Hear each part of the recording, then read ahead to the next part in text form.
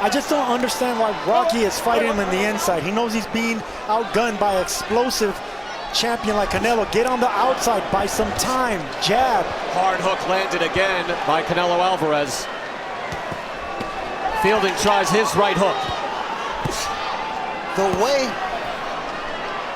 that Rocky is throwing his punches, there's no power there. There's no power. He's looping his punches. Nothing is really driving Canelo back. He is able to dig in, plant, and fire. Fielding fires back, doing the best he can. You know what is the style that would take to at least make this a boxing match, Sergio?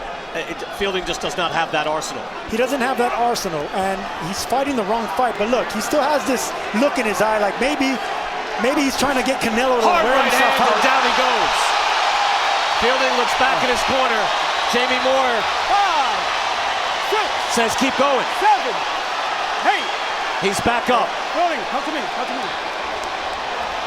Okay? He's smiling. He's aware of what's happening. You don't smile when you hit like that. There's not much he can do. That was a headshot. Down he goes to the body, and that should do it. It's over. That is it. It's over. Ricky Gonzalez makes the right call. The attack had softened him up, and then the right hand, and then finally, at the very end, going to the sweet spot again. And he just does not have the wherewithal. Made great fuss about the size of the ring, the Canadian camp, and they had to dismantle it and put it back up again. It was 16 foot odd in inside measurement, but the management wouldn't go for it, so they made it 18 foot. But he's not really using it enough, skirting around the perimeters, Sherry, to have bothered to do all that, to hold the show starter. Oh, what a punch! Well, the right hand was always coming. He is not going to make that. Now, this fella's never been counted out in his life, but his legs are gone, and he stopped it in the third round. The perfect finish there by Nigel Benn. Jim, let's have another look at this. Yeah, well, Ben was very dangerous with the right hand all the way through. The first punch of the fight was the right hand, similar to that, not with the same power. In the red, white and green, the silver of Ryder, the smaller man, more compact. But a good start from Ryder, looking solid here. Yeah, he looks comfortable up close, John Ryder, when he puts his shots together. His feet are nicely under him, landing a nice uppercut there as Cox left himself open, leaning forward. Good right hands as well, and down goes Cox, and he's in big trouble here in the second round, just like he was against George Groves. Is he going to make this? That's not a body shot, that's a head shot. Knocked out, second round, all over. John Ryder with the win of his career. To 10, Ian John Lewis stops the fight. And it was that one little shot from John Ryder, who'd started really well and really effectively. But Cox crumbles again. Callum Smith, though, just grins at him, and Rocky grins back. Fielding up first. This is a terrific effort from Fielding, who comes back, but then gets caught with a left hand. That was a hurtful punch, that one. I think that's knocked everything out of Fielding. If he comes back for this, he needs the bell, and there's still more than half a minute to go. That was a terrific shot. Smith was just shaking his head at him and said something, as if he knows he can finish this whenever he wants, and it looks like it's all over right here. Rocky Fielding down again in desperate trouble. His courage gets him on his feet, but he's done. Phil Edwards has to stop it. Inside a round. Callum Smith wins the Battle of Liverpool. Back from that just took everything away from him. And you could see after the third knockdown, the legs had gone completely. I mean, that was just a brutal, sustained assault from Callum Smith. Such accuracy, such hurtful intent with both fists, and even here you have to give Rocky Fielding huge credit. Great courage to stick in with this. Yeah, but there's no question who's in the driving seat, is there? None at all. Absolutely none. Froch is in fire, so whatever boot he throws at him, he'll just walk straight through it. I think you said it there. It's a Nottingham Forest fire, isn't it? That's what we've got here. Oh, it's that right hand! The referee might have stepped there. There's more. He's stopped it this time, surely. He goes sacks against the ring. Now he's going to give a count. There are people who've got in the ring. He can't go on, Bute.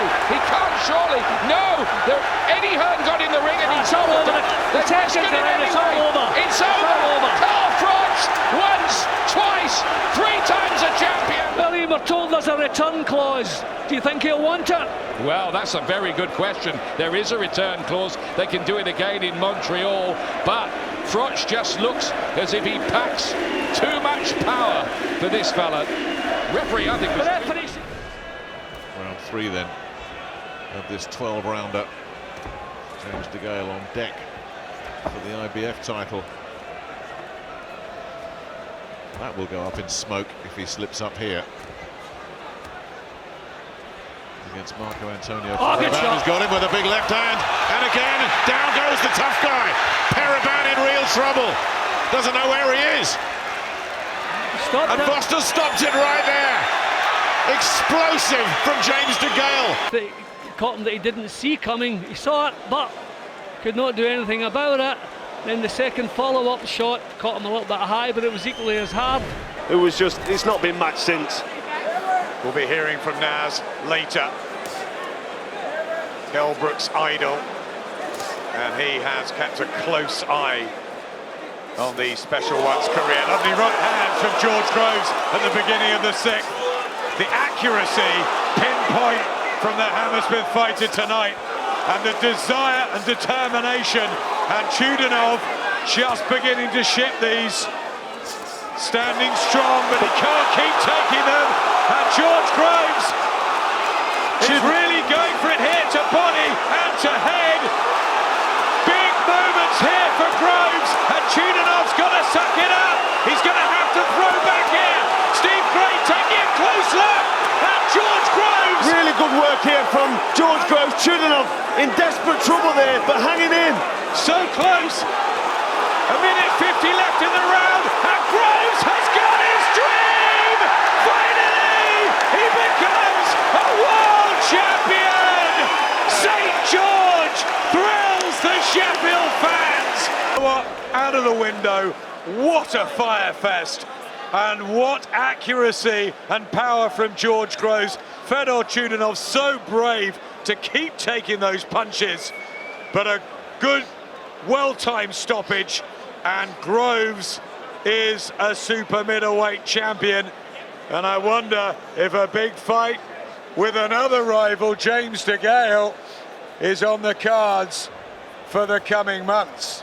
Well, that's one that I'd certainly, I'm sure, many boxing fans would like to see, because, you know, James DeGale, we know about James DeGale, we know what he's got, we know what he's done, and now Groves is seemingly back to his old best, looking really impressive here. It was the right hand that we saw earlier on the replays that started the trouble for Chudinov. And the referee there, I mean... Unnecessary punishment, in my opinion. Sometimes you just want to save him for another day, you know, keep the mileage a little bit lower, so to speak.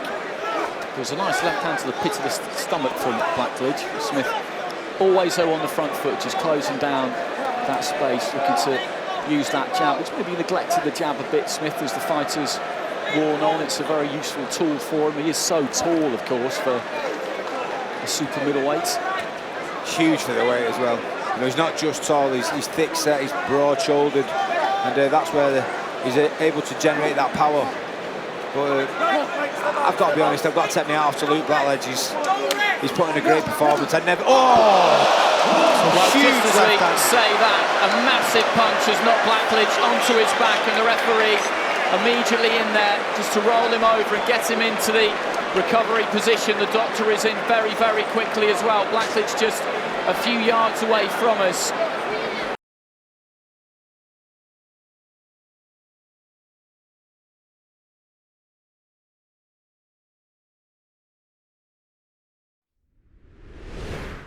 He's moving around the ring.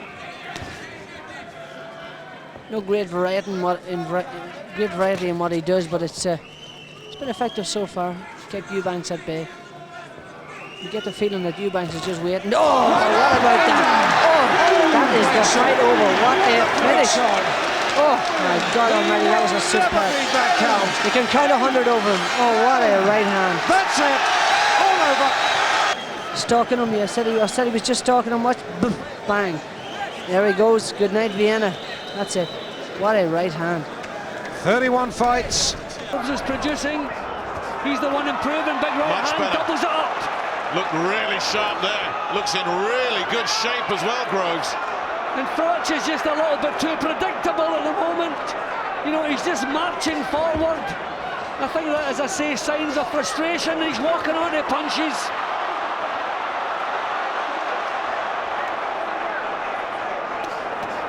And you can see the confidence flowing from Groves now.